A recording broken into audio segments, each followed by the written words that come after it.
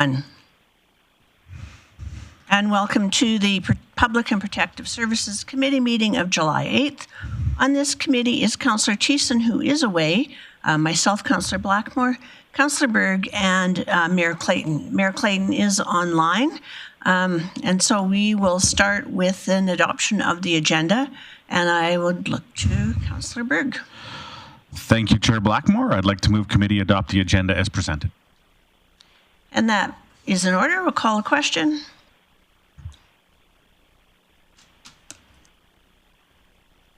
And that carries. We have no delegations today. We will go to, who's doing the service update? Okay. We'll get the service update from acting CAO and not acting Public and Protective Services Chief, Mr. Lemieux. Thank you, Madam Chair. So I'll start my update with information enforcement services. So peace officers were deployed on bike patrols throughout the downtown core and at Muskosepi Park during Canada Day celebrations, enhancing both visibility and approachability. So the patrols provided an effective community-focused way to ensure public safety while also strengthening relationships between enforcement services and residents. And with regards to the Feral Rabbit public education campaign, so an education campaign was launched on June 25th, starting with property owners within the Swanhaven neighborhood. And residents received an informational flyer highlighting the dangers of releasing domestic rabbits and the environmental impacts of an expanding feral rabbit population. So the campaign reinforces key local bylaws, including the prohibition on feeding wild or feral animals, and emphasizes residents' responsibilities in helping prevent further spread. With regards to the RCMP, the Grande Prairie Traditional Powwow was held from June 20th to the 22nd, and several RCMP members attended the powwow in Red Surge and had an opportunity to participate in the grand entries. On the recreation front, we're proud to engage in an inclusive employment partnership with Inclusion Alberta, welcoming two new recruits, so Tiffany and Esther, as guest experience ambassadors, and they've started with us on July the 2nd. So this initiative supports inclusive employment by providing meaningful roles in guest services across the Eastlink Centre, Aquaterra Outdoor Pool, and Design Works Centre. Their involvement enhances both our team and the inclusivity of our spaces while also fostering personal growth and future opportunities. So welcome to Tiffany and Esther. In events and programming, with regards to Canada Day celebrations, over 20,000 people attended the 2025 Canada Day celebrations, enjoying the Canada Day parade and festivities at Muskosepi Park and the evening fireworks display. And more than 40 individuals registered for the Accessibility Pass program, which received overwhelmingly positive feedback from families. And based on its success, we will explore expanding the program for additional city events. The triathlon, the newly rebranded Grande Prairie Triathlon, welcomed 340 participants this weekend, with 206 athletes taking part in Kids of Steel categories. The event was proudly supported by over $16,000 in sponsorship from local businesses. And of that, $9,500 was dedicated to the Kids of Steel, enabling free registration for all participants aged 13 and under, a key initiative to promote a fun and active lifestyle for youth in our community. Highlighting some upcoming events, Special Olympics Alberta, as you know, this weekend, July 11th to the 13th. The Western Canada Rib Fest Tour happens July 18th to the 20th. Crash Test Dummies, August 2nd in the Beauce, and Heritage Day on August 2nd in Muskosepi Park.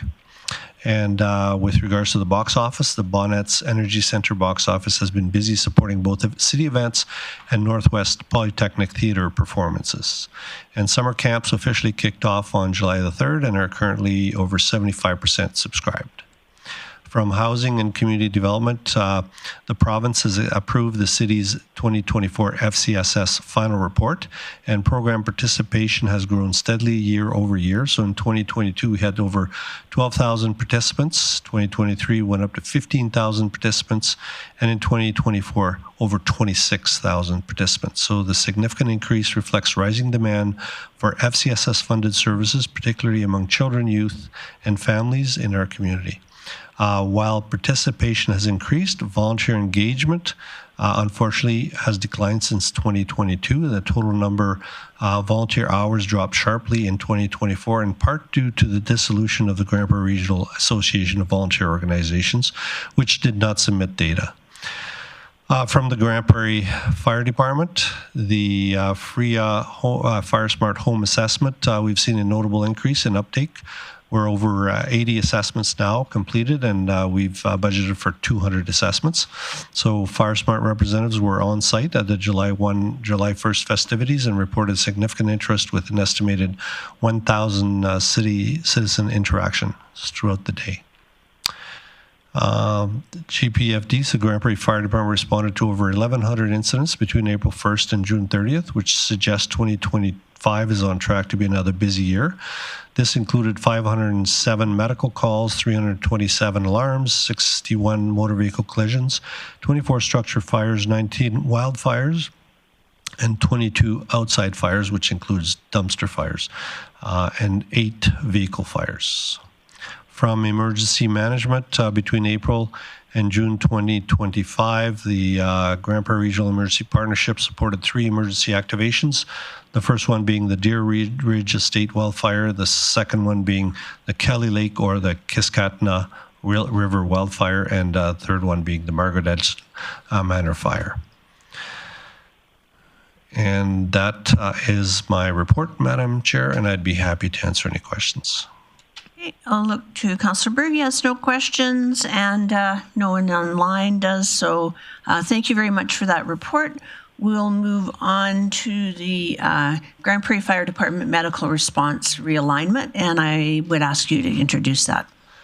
Thank you, Madam Chair. So our Fire Chief, Mark, is with us, and he's written a report for you, so I will get him to summarize his report and answer any questions you may have. Thank you, Chief Lemieux. The report in front of you is effectively an operational realignment that ensures GPFD can stay within its current service mandate while safeguarding core firefighter capacity amid rising medical call volume, in addition to fire call volume. Simultaneously, we believe this operational change demonstrates continuity with Council's past advocacy and GPFD's operational response. The realignment responds to significant increase in MFR and MCR call volumes from around 1,300 in 2020 to nearly 3,000 in 23-24, which now compromises or can compromise upwards of 60% of Grande Prairie Fire Department's total call volume. We're also simultaneously seeing a notable increase in frequency and severity of fire-related calls, including a higher than average number of high-consequence events. In addition to this, fire apparatus has effectively doubled in cost, meaning we need to manage the use of that heavy apparatus and try to extend the service life as best as we can. Phase 1 of the realignment involves adjusting medical response call types that we respond to. Phase 2 is effectively about aligning vehicle type and crew allocation based on call severity, reducing the reliance on large 4-person fire engines when a smaller 2-person squad is more appropriate and, if available, and staffed. Phase 3 involves including potentially some facility exclusions where there are regulated healthcare providers on site, such as care homes, while still maintaining flexibility if required and on request by EMS. This approach is designed to be data-driven, flexible, and fiscally responsible while minimizing impact on citizen outcomes. In summary, we don't view this as new direction. Rather, it's an evidence-based operational initiative to stay aligned with current realities while continuing to meet Council's existing service level expectations. That's all I have. Happy to take any questions. Councillor Berg. Yeah, thanks, Chair Blackmore, and thanks, Chief Workoven.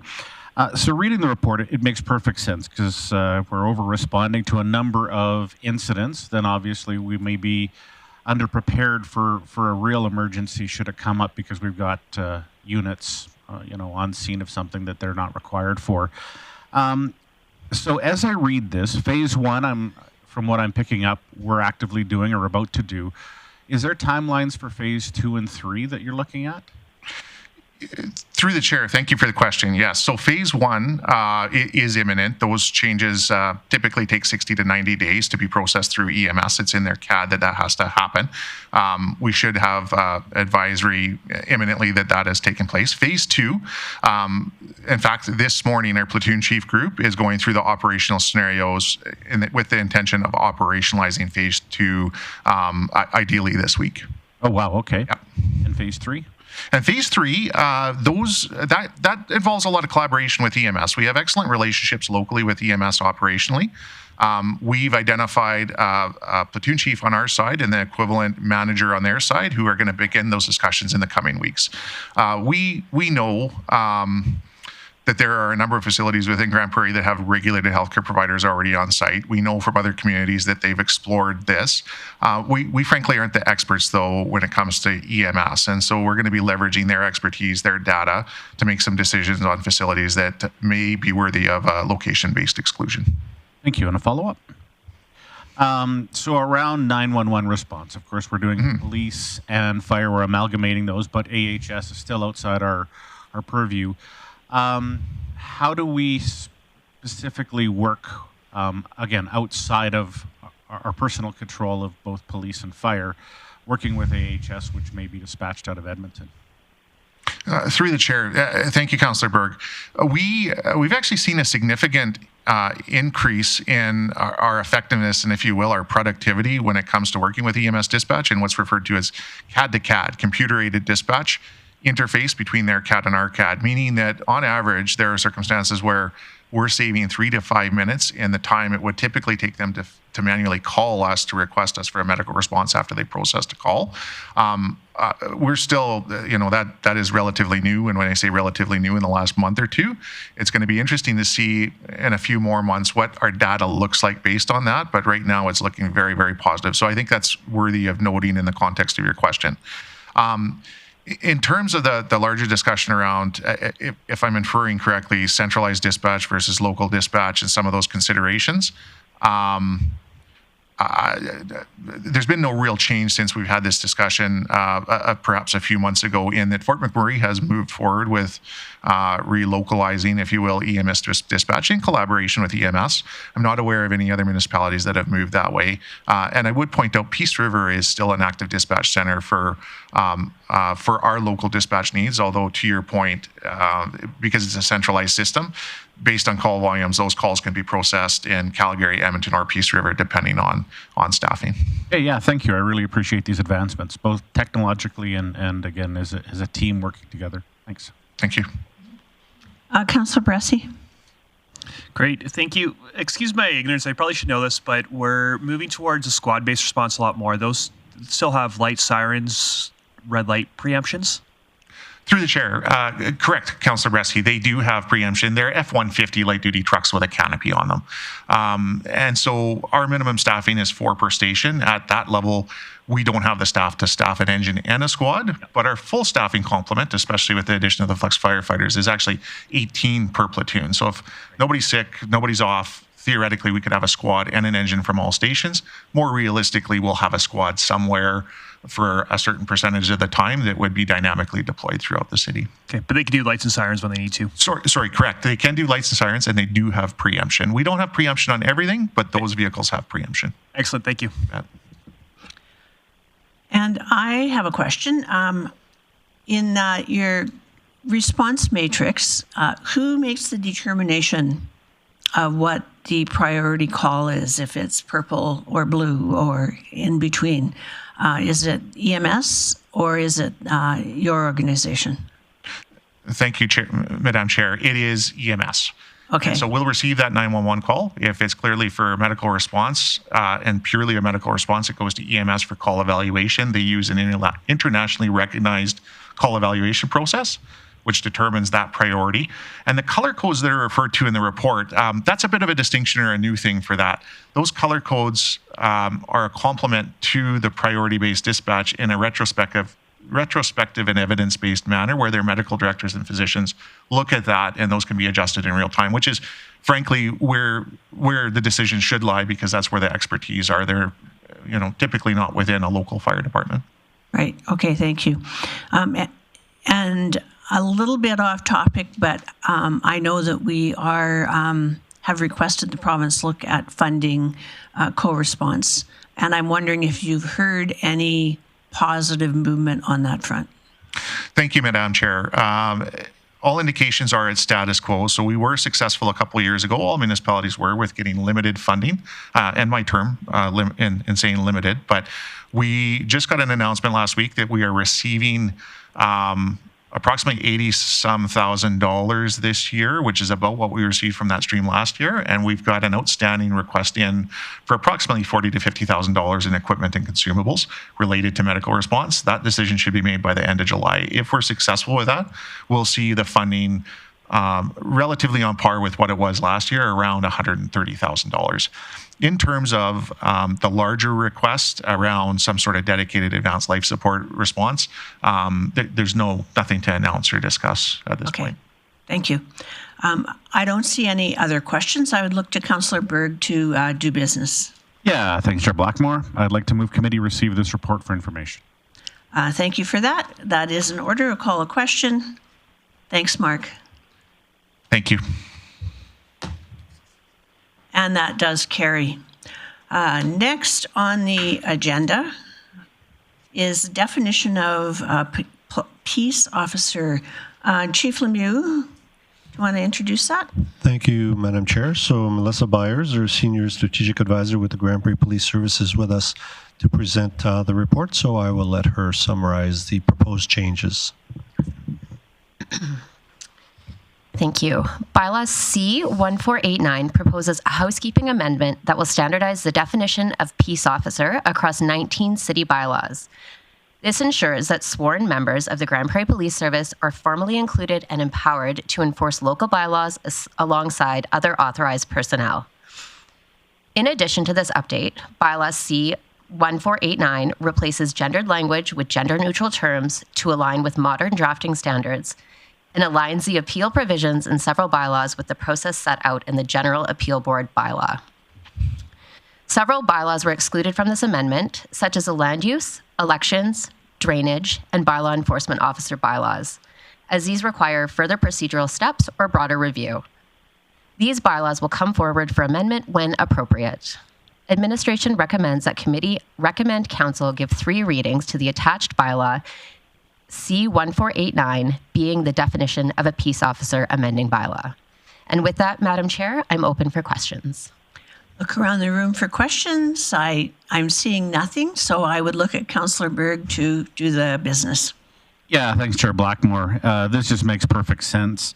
What it does is it puts the Grande Prairie Police Service under the umbrella of peace officer, and again, also updates some terms so that right now, I believe it's his and him, but we can add there so that our female officers are also included under this umbrella. So just some housekeeping and some quality paperwork there. So thank you, Ms. Byers. I would like to move committee recommend council give 3 readings to bylaw C-1489 being the definition of a peace officer amending bylaw. And that is in order. I'll call a question.